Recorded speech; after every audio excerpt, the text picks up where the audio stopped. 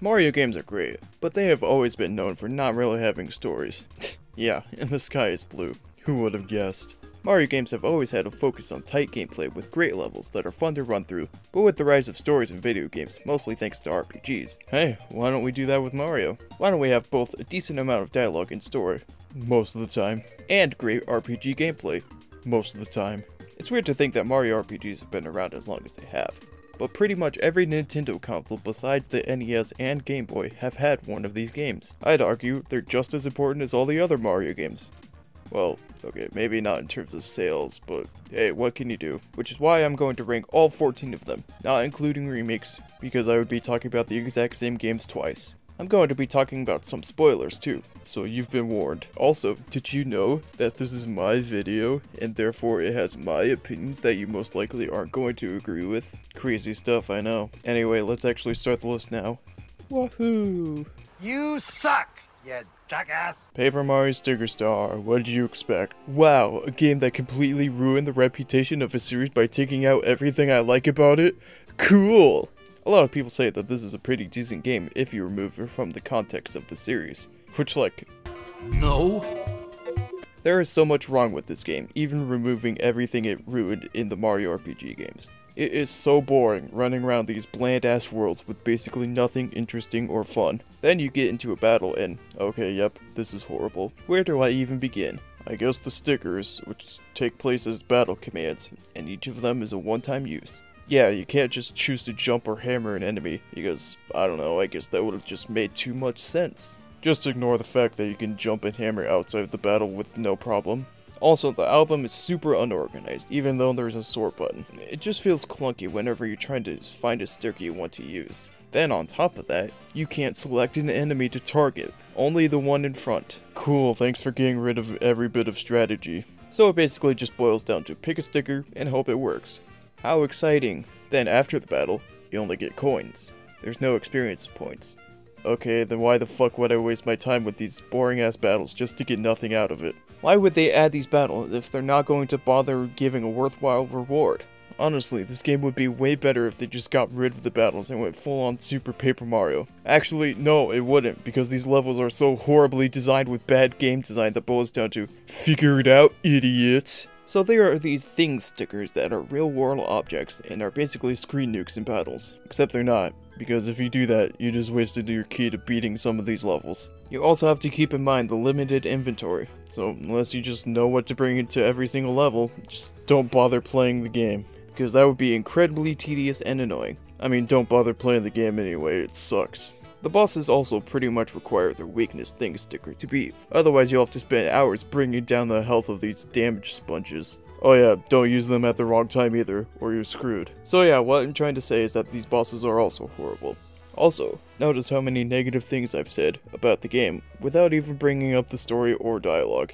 Guess what I think about it? Just take a wild guess. The plot boils down to, Bowser kidnaps Peach and messes everything up. Stop him. Alright, that's not inherently a bad thing. The first Paper Mario also had a relatively simple story, but it managed to win me over with its fun characters and dialogue, especially since I got to see what was going on with Bowser and Peach. It just gave the story that little push to be pretty good. Now what happens when you get rid of those nice qualities? You get Sticker Star. Some people say that it doesn't matter because the dialogue is funny. Okay, I will say that Color Splash and Origami King are funny. Sticker Star on the other hand,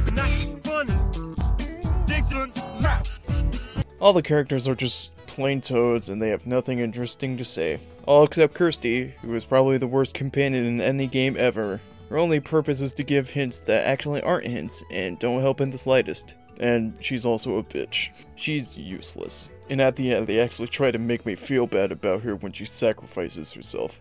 I don't give a shit! She did nothing but yell at Mario the whole time and not help with these dumb puzzles. Why would I care if she's about to die? But then she doesn't actually die. Cool, I'm so happy, wow. Okay, but what about Bowser? He's usually really funny and shines in all of his roles in these games. If there's any one thing that can save this game, it's Bowser. What? He doesn't say anything? Not a single word?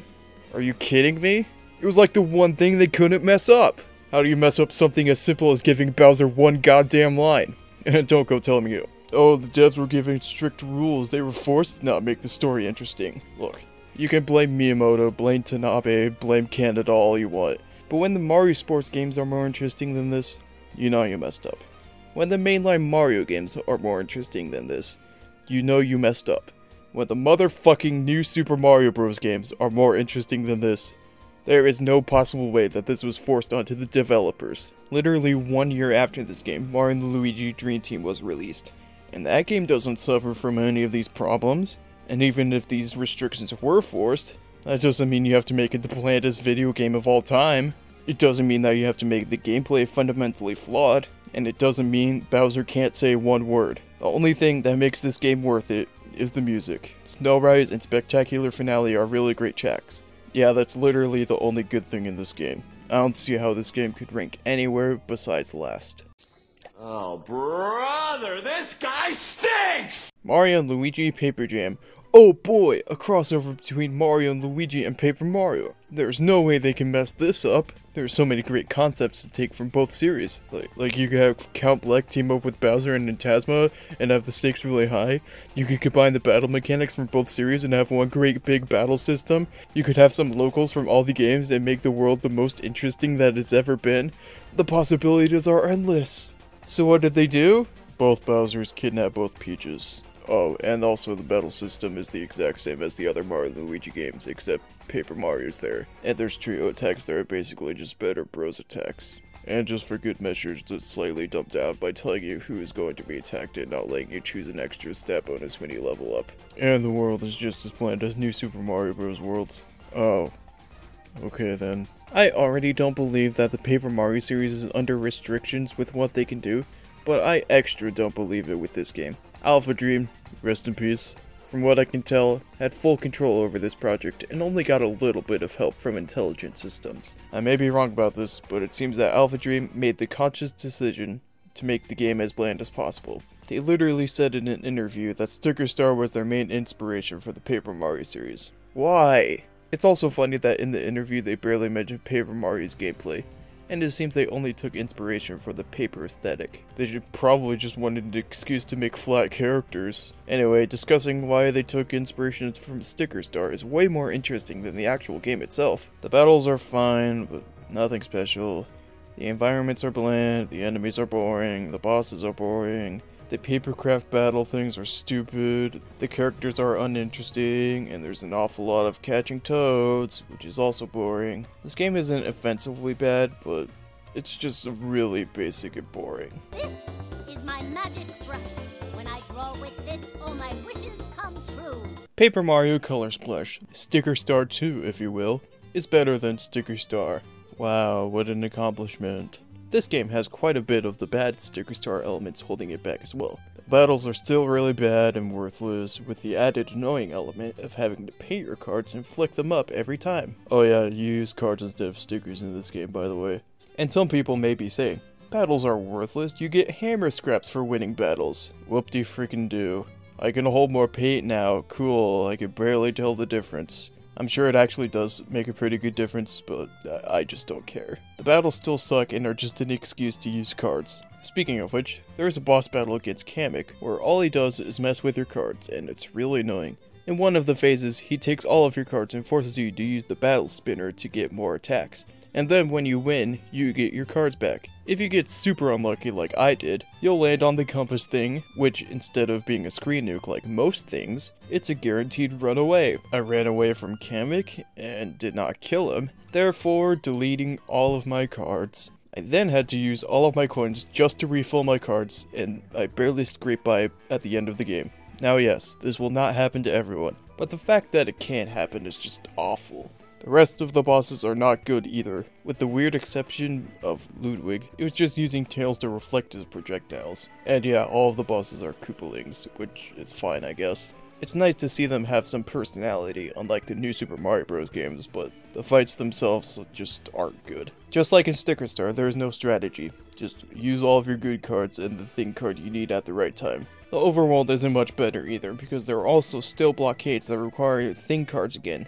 Yay. But oh my god, someone who tells you what you need. Hallelujah. Hallelujah! All this really entails is running back and forth between the levels in Port Prisma to see what you need, but hey, they don't expect you to read the game's mind anymore. That's cool, right? Okay, when people bring up bad backtracking, why does Thousand Year Door get dragged down and not this game in Sticker Star? Like, I get there's a world map and this would be way more annoying if it wasn't there, but why is doing entire levels all over again just because I missed one thing that was apparently required to beat the game accepted? But going to Creepy Steeple one extra time or finding General White and doing more actually fun battles isn't?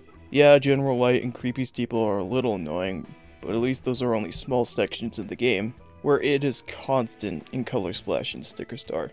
And at least there's some story reason in Thousand Year Door, but Color Splash and Sticker Star are just like, oh, you didn't get the thing you were magically supposed to know was required? Well, that's your fault, idiot. How about you do the levels again?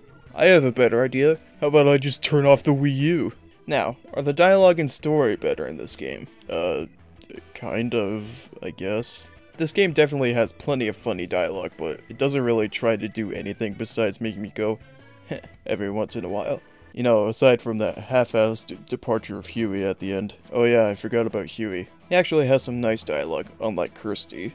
And he's very slightly helpful. So he's a billion times better than Kirsty. Got it.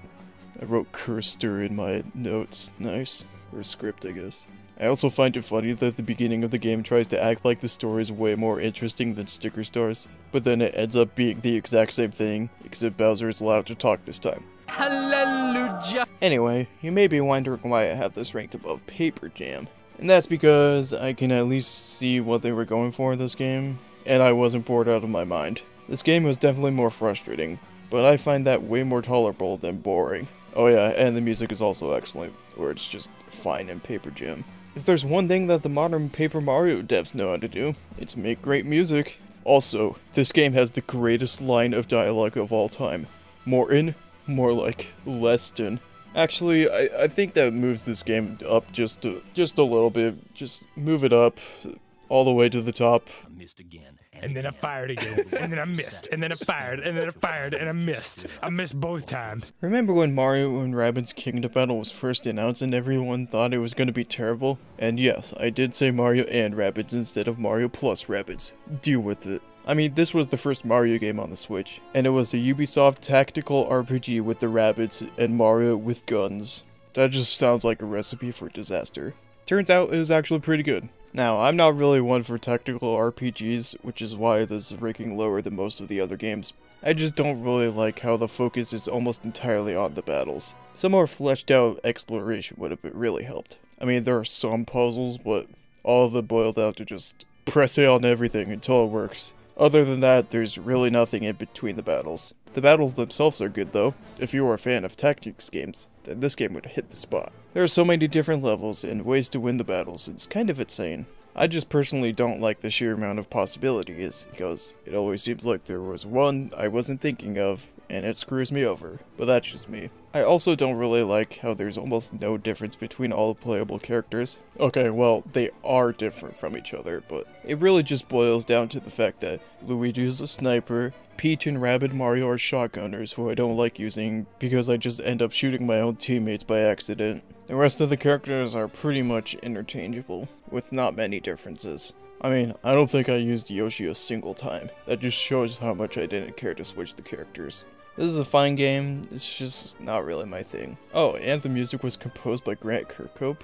Okay, that was a pleasant surprise to figure out. 360 now, go! Mario and Rabbids Sparks of Hope. It's kind of just a better version of Kingdom Battle. There's way more of a story here, and there's kind of better exploration. I do like how you don't have to do every battle, and some of them are just to get extra gear and money to help make the quest easier. That's all the exploration is really used for, just finding more battles or side quests. I do like getting to choose how much I want to do though. The main progression is really solid and doesn't just feel like a bunch of levels stapled together like the first game. Oh, but the puzzles in this game are completely different than in the first game. You sometimes press ZR instead of just A. Complete game changer. On to the battles. The characters have way more noticeable differences than in the first game. I actually had motivations to use all these characters. They aren't just clones of each other with slightly different specials in this game. Rabbid Luigi can hit multiple enemies in a line. Peach doesn't just shoot her teammates all the time. Luigi is still a sniper, and this random Ubisoft employee's OC Rabbit uses a boomerang sword thing. If that wasn't enough customization, they also added the sparks, which add extra specials on top of the character-specific ones, and any character can use any spark. The battle gameplay is also streamlined by not forcing movement on a grid, and letting each character move freely in their movement range. This isn't a huge change, but it does prevent accidentally clicking on the wrong spot to move to and screwing myself over, so that's nice. There's also other small things you can do, such as dashing into and then throwing a bomb at enemies, which gives some nice change to the battle system. But ultimately, I still am not the biggest fan of tactics games, so these changes do make the game better than the first one, but it doesn't do enough to win me over. It's still better than Color Splash, and that's all that really matters, right? Right? Am I right? Yeah, I'm right. Make a damn Rayman game, Ubisoft. If it's not fun, why bother?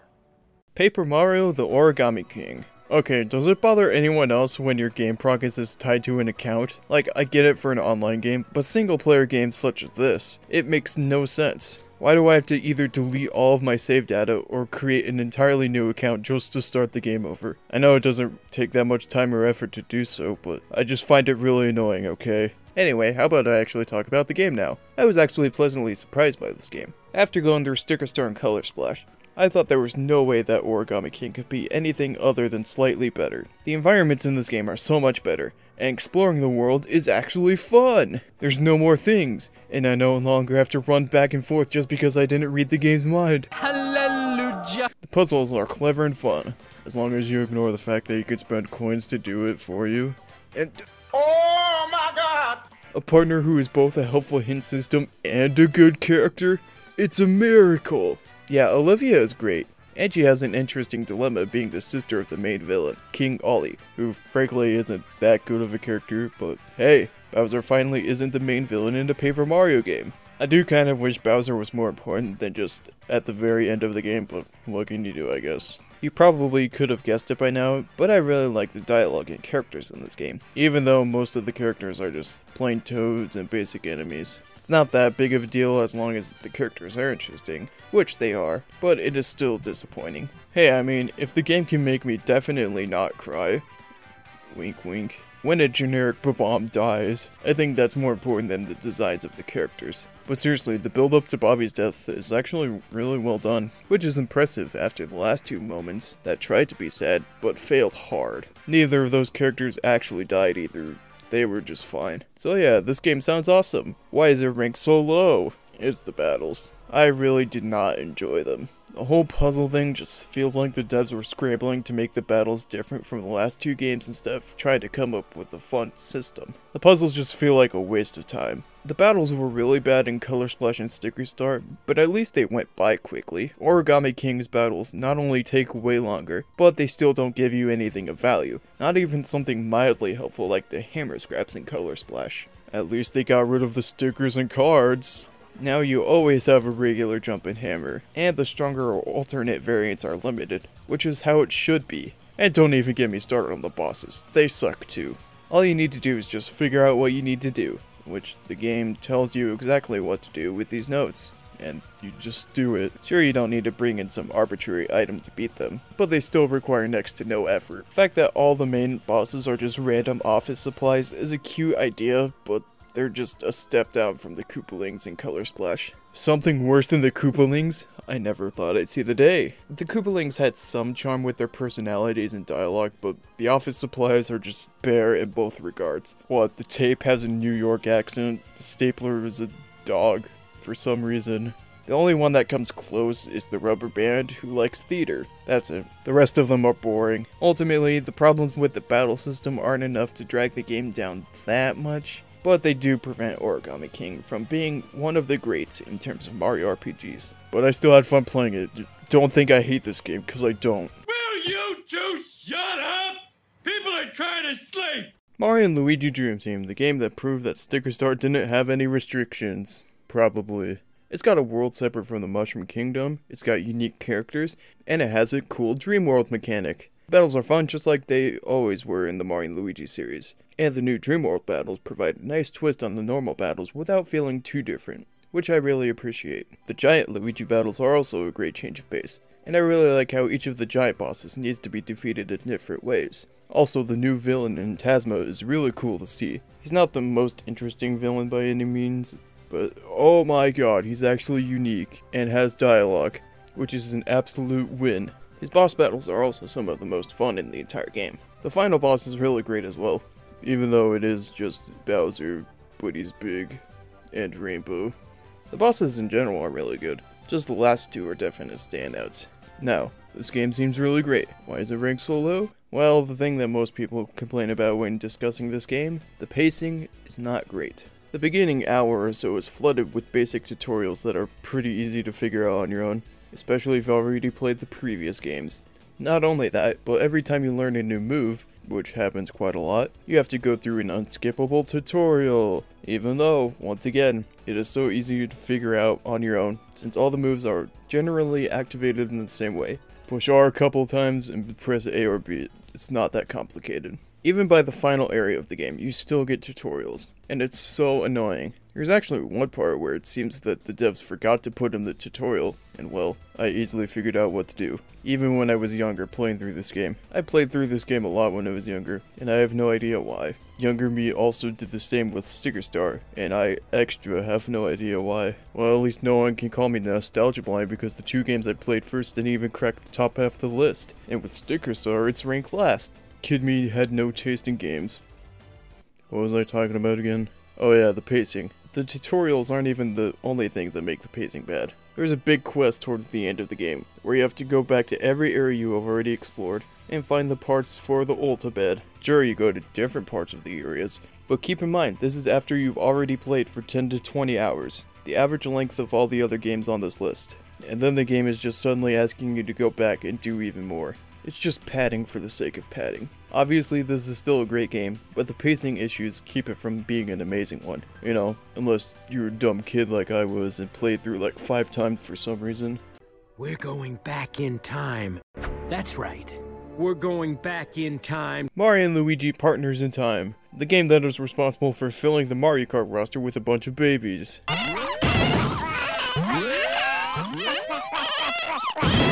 You know, aside from that, it's pretty good. A lot of the positives from Dream Team carry over to this game as well. The battles are great, the babies add a fun twist on the battles without being too different. The bosses are great, even though some of them drag on a bit too long. The time travel mechanic is really cool for the story, even though it gave us the babies. There is one thing that rubs me the wrong way though. The bros items are pretty dumb. Instead of having bros attacks use a certain number of bros points, you get bros items. One for every bros attack you can use. Coins are plentiful in this game, and all of these games for that matter, and you can just stockpile all the bros items you'll ever need. You could argue that you can just do the same and stockpile all the syrup you'll ever need to refill your BP, but at least there you have to effectively use bros attacks so that you can conserve BP, and therefore not waste any turns needing to use syrup to refill it. There's a bit of a risk there while also giving value to the weaker attacks that cost less BP. Now, in Partners in Time, what reason would there be to use the weaker attacks? There is none, unless you're out of the more powerful attacks. Just use the most powerful attacks that you have on the stronger enemies, and even if you do run out, just move on to the next powerful attack. There's no strategy or risk involved with different attacks in this game. Now, similar to Dream Team, I don't want to act like this one thing ruins the entire game, because it doesn't. It's just that, if this wasn't the case, I could easily see this being a top 5 game on this list. In fact, why don't I say more good about this game so it doesn't seem like I hate it? The Shroops are a really cool idea as the main villains, being alien mushrooms. A time travel and an alien story at the same time? Count me in. As I said before, the Shroops also have some really cool and creative bosses. Like this one that has a lollipop for some reason. The final boss is also really cool and oddly somber, with all of the Elder's henchmen sacrificing themselves to help out, even though it does drag on a bit too long. The final boss and the build up to it are really cool. The Bowser and Baby Bowser boss fight is another standout. How they use their own bros attacks and you have to take out Baby Bowser so he doesn't keep on healing his adult self. It's really great. Is that enough positivity? No? Professor Egat has a starring role. That's really cool. And it makes sense that he would create a time machine. We get to see a young Toadsworth as well. If only we got to see him pitching in his prime. Sad. There's a giant Yoshi. That's pretty cool. Okay, surely that's enough, right? Okay, cool. We need to see Reggie and Jake partners in time. Make that happen. Super Paper Mario. Ooh, now we're getting to the really good stuff. This game is completely different from the other Paper Mario games, and I love it. Some people throw this into the bad Paper Mario game pile along with Sticker Star because of how different it is. But all it really does, for me, is that Sticker Star could have changed the Paper Mario formula and been good at the same time. What a concept! The gameplay is similar to a 2D Mario platformer with RPG elements thrown in. It plays just as good as most of the mainline 2D Mario games, and adds some extra depth on top of that. Flipping into 3D is a really cool idea. It makes for some really fun and clever puzzles. It's not a huge game changer or anything, it's just really fun to use. You also get 4 different characters to play as: Mario, Luigi, Peach, and Bowser.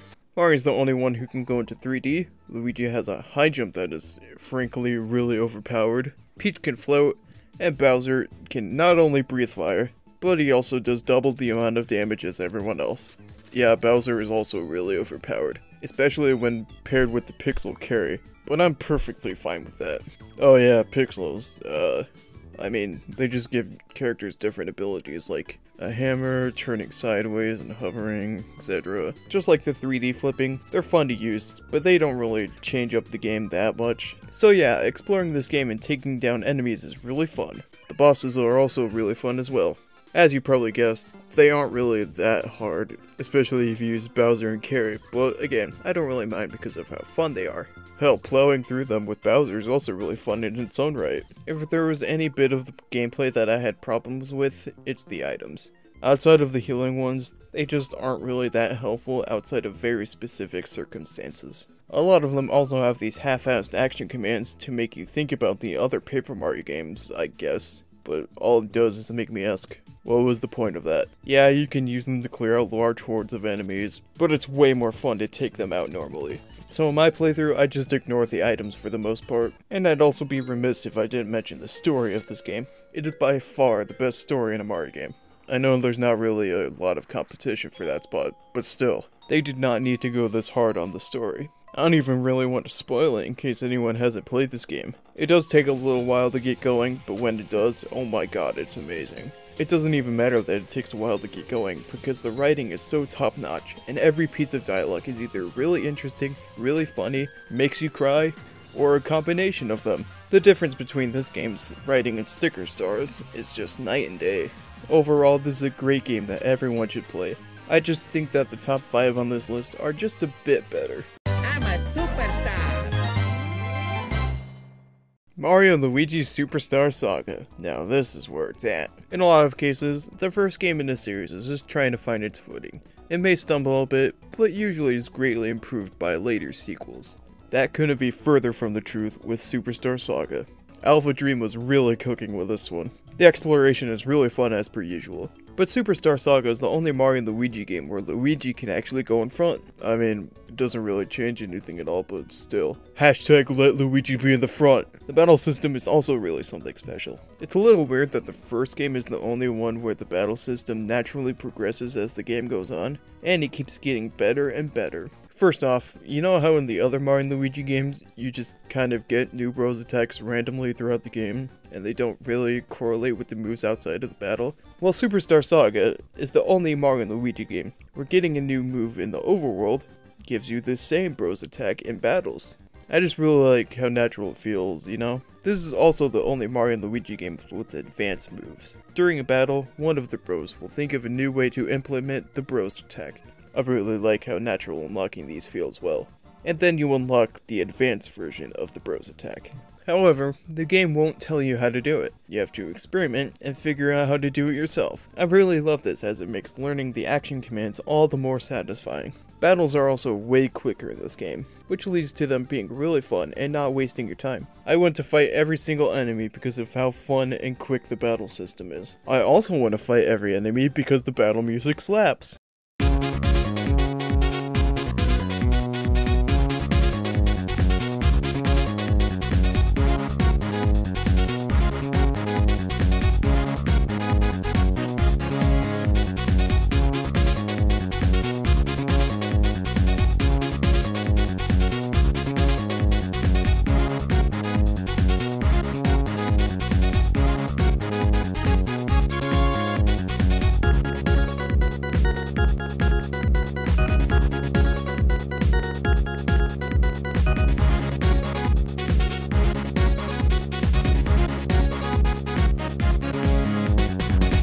bosses are also really great once again. Just like the regular battles, they go by super quick, which is way better than if they were to drag on. They may go by even a little too fast, especially if you take the weak way out and just always upgrade power during level ups.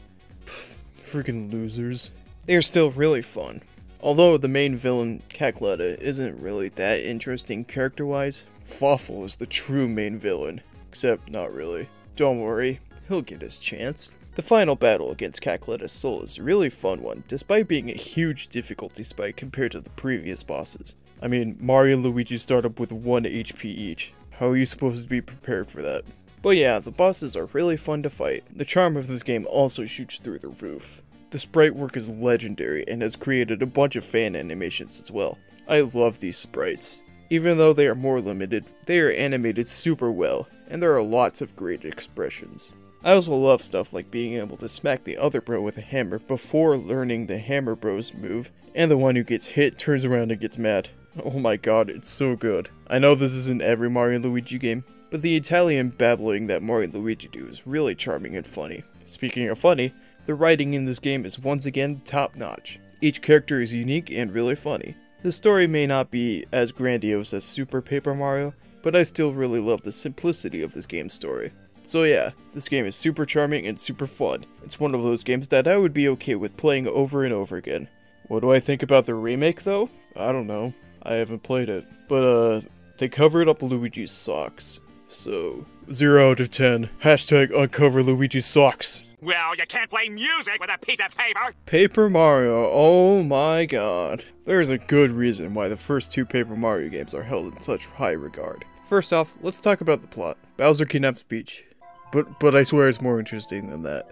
Okay, well, maybe not the story itself. But the writing is once again excellent. Bowser is such a charming character. And even though the plot is basic as most Mario games, the characterization makes it really fun to see unfold. In between every chapter, there is an interlude where you take control of Peach, oh my god, she actually does something besides being a damsel in distress. Even though she already did in Super Paper Mario, but still, it's cool.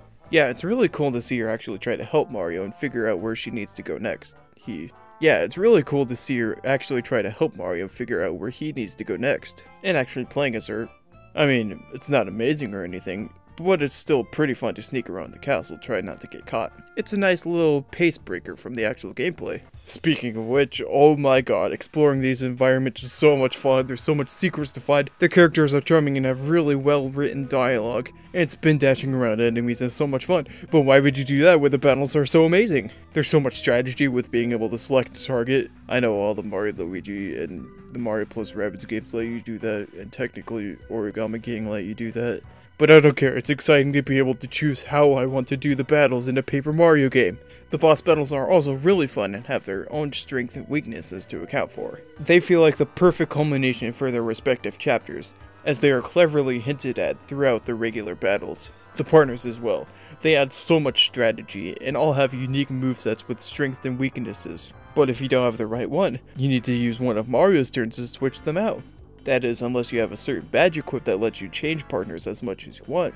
And yeah, the badges are also amazing. There's so much customization in play. You can choose your own play style, like being able to make Mario a glass cannon, giving him different elements for attacks. Hell, some are just useless for the fun of it. There is no one way to set up your badges, and I love that. You also need to keep in mind how much BP you have, and properly utilize each and every badge point strategically. Pro tip, upgrade BP every time when you level up, along with the occasional FP level up. Don't upgrade HP a single time. Or don't do that. The game is so much fun any way you decide to play it. Now, you may be wondering with all the gushing I did, why this is only ranked at number 4. My only complaint is that it starts out really slow, and you can't use action commands at the start. However, once it gets going, it really gets going, and doesn't let up at all. And I also love all of the games from Super Paper Mario to the number 1 spot on this list. All of them are basically splitting hairs, and I think the top 3 just execute slightly better. But that does not in any way take away from how amazing this game is.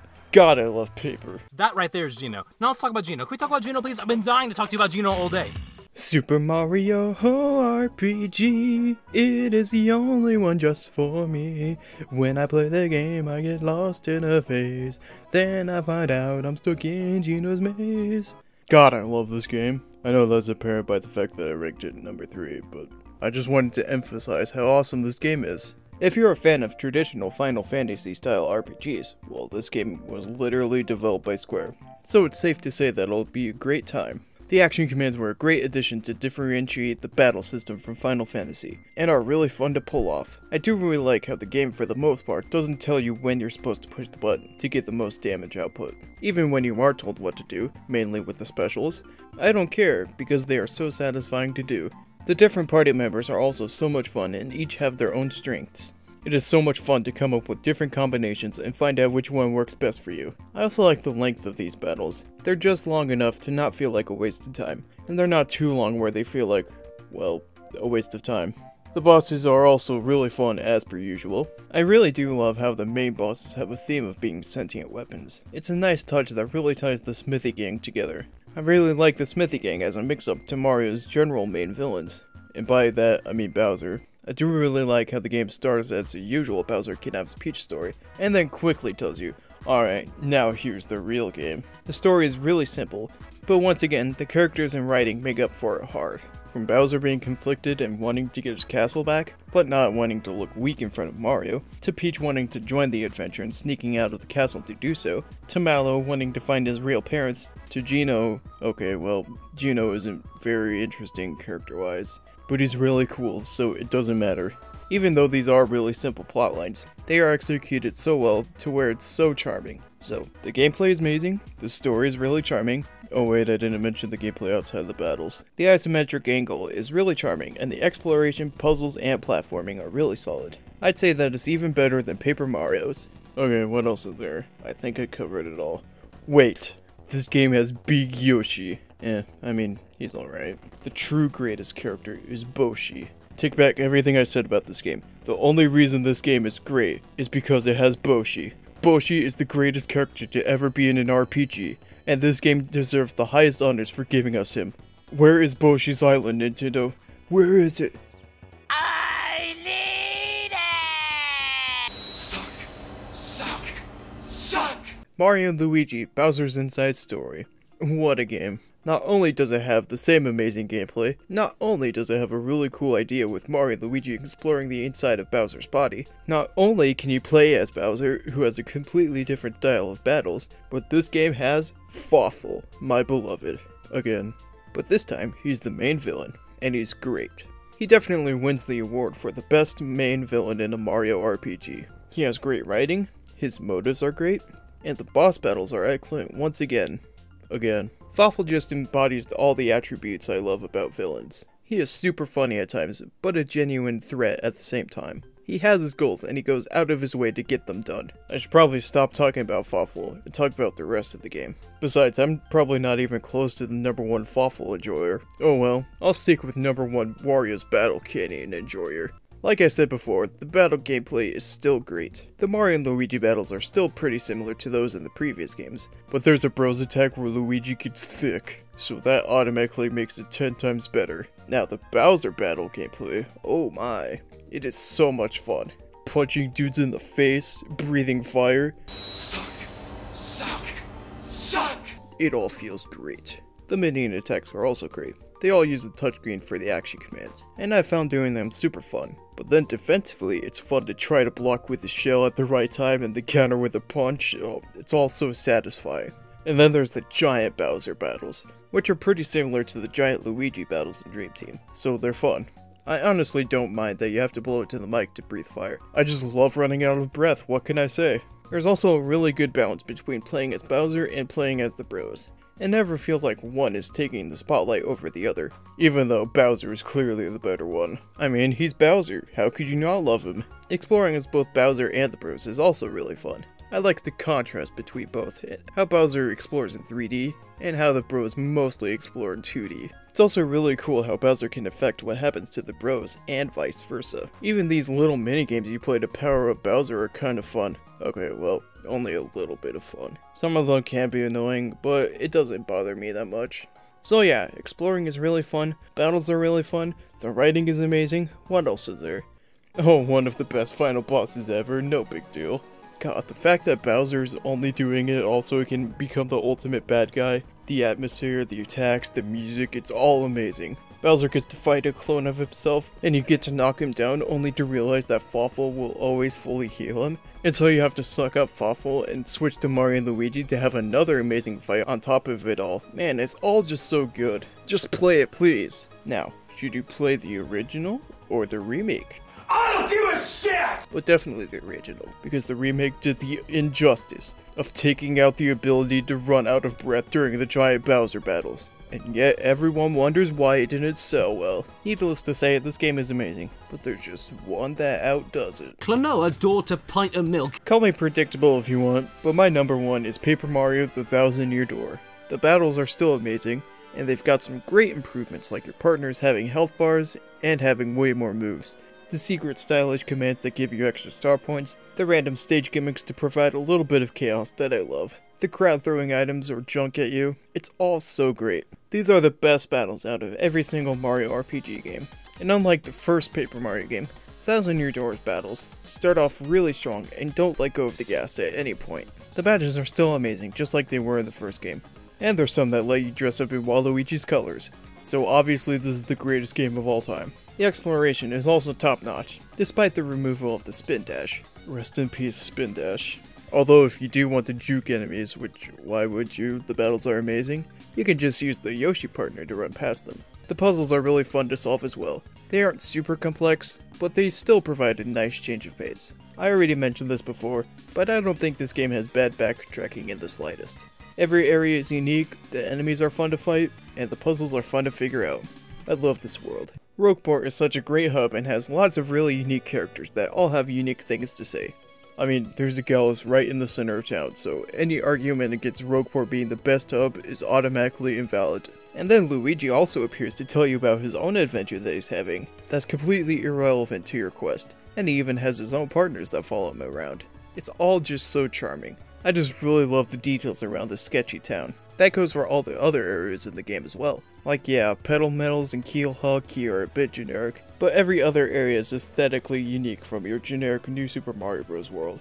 Even the ones that aren't still have those really fun battles, exploration, and characters, so they honestly don't even feel that generic. Like you get to go on a train. Oh, come on! You gotta admit this is cool! Aesthetics aside, I love how some of the chapters try to change things up gameplay-wise. Chapter 3 is mainly focused on battles, with a bit of mystery solving, and Chapter 6, the best chapter, because it's on a train, revolves fully on solving a mystery and barely has any battles. These don't occur often, but they provide a great change of pace so it doesn't feel like the entire game is the same thing.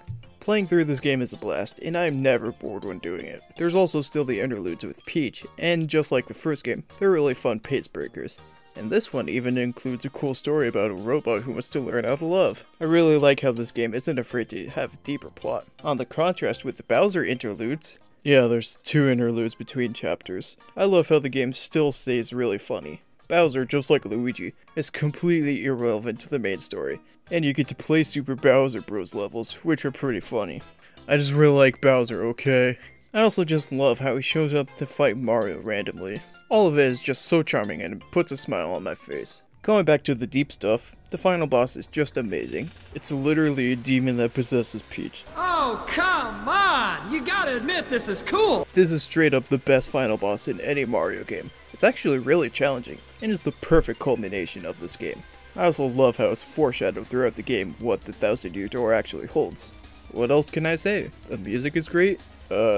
I mean, it's great in all of these games, but I just wanted to bring it up. Anyway, I love this game, and it is without a doubt my favorite Mario RPG game. So yeah, there's my list. Despite the few stinkers, I really love the Mario RPG games. Even though times look dark for a little bit there, the recent Super Mario RPG remake and the soon-to-be released Thousand Year Door remake really give me hope for the future of Mario RPGs. Can't wait for them to fuck it up and re-release Sticker Star next.